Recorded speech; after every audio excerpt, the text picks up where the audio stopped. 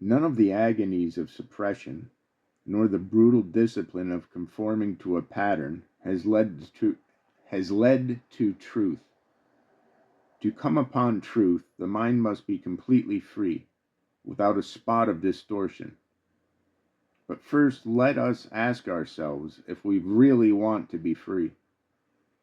When we talk of freedom, are we talking of complete freedom? Or of freedom from some inconvenient or unpleasant or undesirable thing?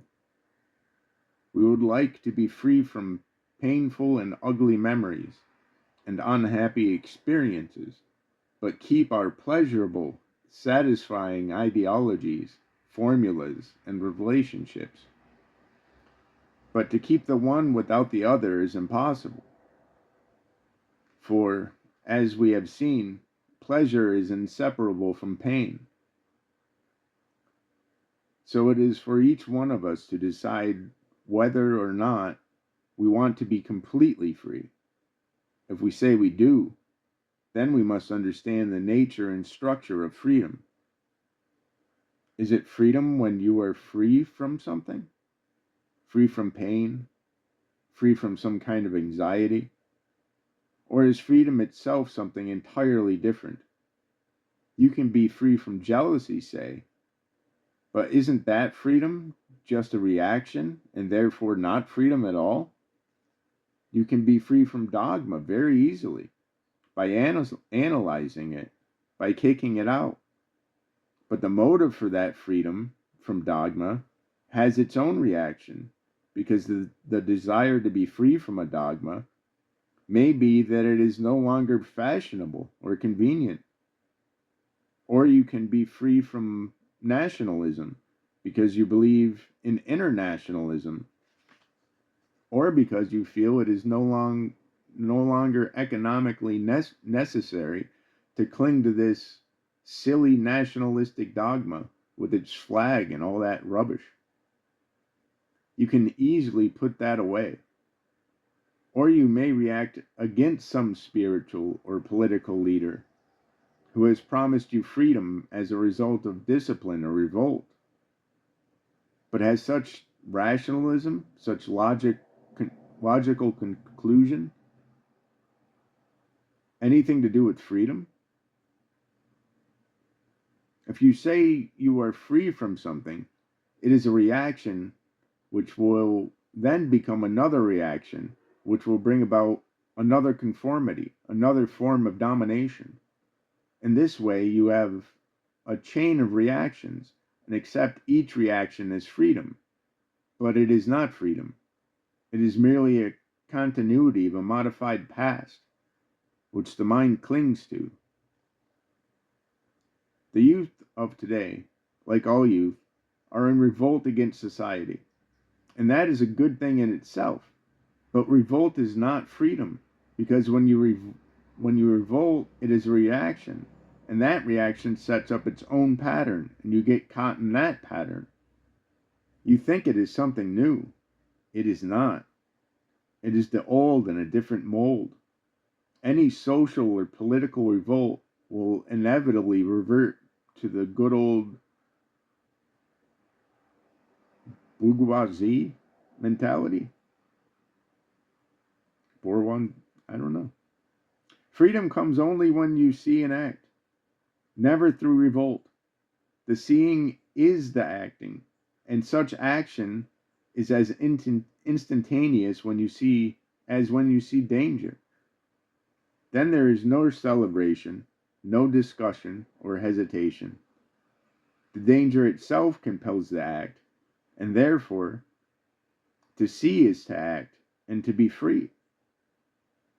Freedom is a state of mind, not freedom from something, but a sense of freedom, a freedom to doubt and question everything, and therefore so intense, active, and vigorous that it throws away every form of dependence, slavery, conformity, and acceptance.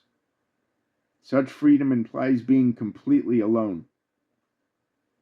But can the mind, brought up in a culture so dependent on environment and its own tendencies, Ever find that freedom, which is complete solitude, in which there is no relationship, no tradition, and no authority? This solitude is an inward state of mind, which is not dependent on any stimulus or any knowledge, and it is not the result of any experience or conclusion. Most of us, inwardly, are never alone. There is a difference between isolation, cutting oneself off, and aloneness, solitude. We all know what it is to be isolated, building a wall around oneself in order to never be hurt, never to be vulnerable, or cultivating detachment, which is another form of agony, or living in some dreamy ivory tower of ideology. Aloneness is something quite different. You are never alone because you are full of all the memories, all the conditioning, all the mutterings of yesterday. Your mind is never clear of all the rubbish it has accumulated. To be alone, you must die to the past. When you are alone, totally alone, not belonging to any family, any nation, any culture, any particular continent, there's that sense of being an outsider. The man who is completely alone in this way is innocent, and it is this innocency that frees the mind from sorrow. We carry about with us the burden of what thousands of people had said and the memories of all our misfortunes. To abandon all that totally is to be alone. And the mind that is alone is not only innocent, but young. Not in time or age, but young, innocent, alive at whatever age. And only such a mind can see that which is truth and that which is not measurable by words. In this solitude, you will begin to understand the necessity of living your life as you are, not as you think you should be, or as you have been. See if you can look at yourself without any tremor, any false modesty, any fear, any justification or condemnation. Just live with yourself as you actually are. It is only when you live with something intimately that you begin to understand it. But the moment you get used to it, get used to your own anxiety or envy or whatever it is, you are no longer living with it. If you live by a river, after a few days, you do not hear the sound of the water anymore. Or if you have a picture in the room which you see every day, you lose it after a week. It is the same with the mountains, the valleys, the trees, the same with your family, your husband, your wife. But to live with something like jealousy, envy, or anxiety, you must never get used to it, never accept it. You must care for it as you would care for a newly planted tree, protect it against the sun, against the storm. You must care for it, not condemn it or justify it. Therefore, you begin to love it. When you care for it, you are beginning to love it. It is not that you love being envious or anxious, as so many people do, but rather that you care for watching. So can you and I, live with what we actually are, knowing ourselves to be dull, envious, fearful, believing we have tremendous affection when we have not, getting easily hurt, easily flattered and bored. Can we live with all that, neither accepting it nor denying it, but just observing it without becoming morbid, depressed, or elated? Now let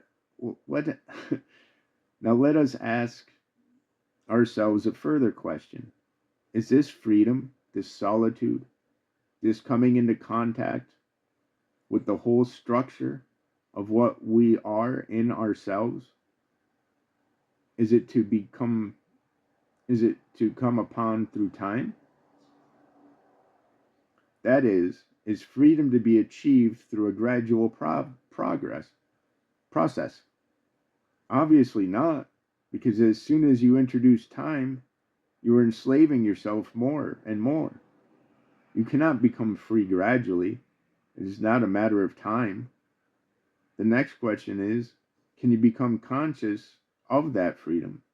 If you say I am free, then you are not free. It is like a man saying I am happy. I am happy. The moment he says I am happy, he is living in the memory of something that is gone. Freedom can only come about naturally, not through wishing, wanting, longing. Nor will you find it by creating an image of what you think it is.